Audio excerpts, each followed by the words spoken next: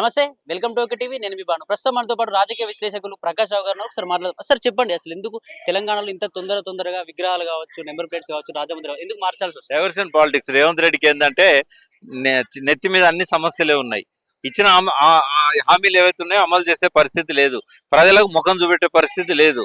So యాక్టివ్గా social media, electronic media, papers ఉన్నాయి కాబట్టి వీటి ద్వారా ప్రజల దృష్టిని మళ్లించడానికి రోజుకో కథ చేస్తుంటాడు. అందులో భాగమే టీజీ పెట్టడం కానీ, జయ జయ తెలంగాణ పాట మార్చడం కానీ, ఈ బతుకమ్మను తీసేసి తెలంగాణ తల్లి విగ్రహాన్ని చేయడం కానీ, ఇవన్నీ డైవర్షన్ పాలిటిక్స్, ప్రజా వ్యతిరేక నిర్ణయాలు. ఇవన్నీ ప్రజలు ఆమోదించారు వాటిని. అంటే వీటిని కావాలనే పార్టీ శ్రేణులు, ఇతర పార్టీ శ్రేణులు బురద జల్లే ప్రయత్నం చేస్తా ఉన్నారని చెప్తున్నారు. బురద జల్లడం కాదు, వాస్తవాలు చెప్తున్నారు. ఇప్పుడు ఎవరైతే ఈ విగ్రహాన్ని ఆమోదించడం లేదో దానికి సహేతుక కారణాలు ఉన్నాయి. ఎందుకంటే మీరు ఇప్పుడు ఆ విగ్రహాన్ని అనువనున పరిశీలించండి, ఎక్కడ తెలంగాణ ముద్ర లేదు. తెలంగాణ ముద్ర లేనప్పుడు తెలంగాణ తల్లి అని ఎట్లా అంటాం?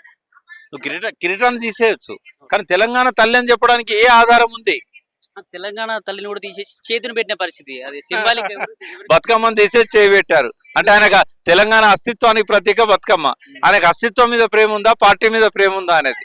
ఇంకా వాస్తవంగా ఆ ప్రేమ పార్టీ మీద కూడా లేదు. ఆయనకు ఏమైనా చంద్రబాబు ఆయనకు ఆరాధ్యుడు, మోడీ, అమిత్ షా ఆయనకు పూజనీయులు.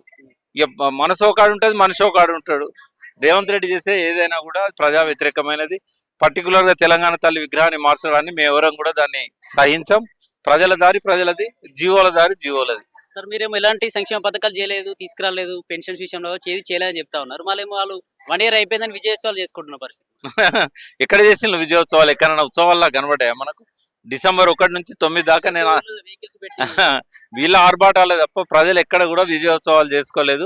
ఎవరైనా అధికారి పోతే, నాయకుడు పోతే నిలదీస్తాను, మాకు రైతు బంధు చేయలేదు, అప్పులు కూడా మాకు తీరలేదు, కేవలం 42 లక్షల మందికి ఇవ్వాల్సిన కాడ 18 లక్షల మందికి కూడా సరిగ్గా ఇవ్వలేదు. మొదటి రైతు బంధు కూడా సగం ఎగ్గొట్టారు. ఇది కేసీఆర్ గారి పాలనలో పెండింగ్ ఉన్నది, ఎలక్షన్ల తర్వాత ఇస్తామన్నది కూడా 6 నెలలకు ఇచ్చింది, కానీ అందులో చాలా మందికి ఎగ్గొట్టారు. ఈ 2 అయితే అసలే ఇవ్వలేదు. కాబట్టి ప్రజల దృష్టిని మళ్లించడానికి ఇటువంటి చేయడం అనేది రేవంత్ రెడ్డి నేర్చుకున్న కళ. దీనికి ఏదైనా తెలంగాణ రామకృష్ణ మార్క్ అని ఒకటి పెట్టుకోవాలి, టీఆర్టీ మోడల్. రేవంత్ రెడ్డి పరిపాలన వెనక టీడీపీ వాళ్ళ హస్తం ఉందని చెప్పి ప్రచారం జరుగుతా ఉంది. నిజమే? అస్తమైంది రేవంత్ రెడ్డి టీడీపీ కదా.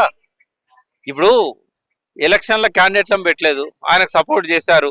ఊరేగింపులన్నీ పచ్చ జెండాలే కనబడ్డాయి ఆయన ఊరేగింపుల. ఆయన మనిషో కాడున్నాడు, మనసో కాడున్నది. ఆయన టీడీపీ కాదని మేమైతే అనుకోవడం లేదు. ఆయన రేపు ఒకవేళ కాంగ్రెస్ నుంచి బయటికి నెట్టిందనుకో, పక్కా టీడీపీ నుంచి ముఖ్యమంత్రి క్యాండిడేట్ గా ముందుకు వస్తుంది, పక్కా 100%.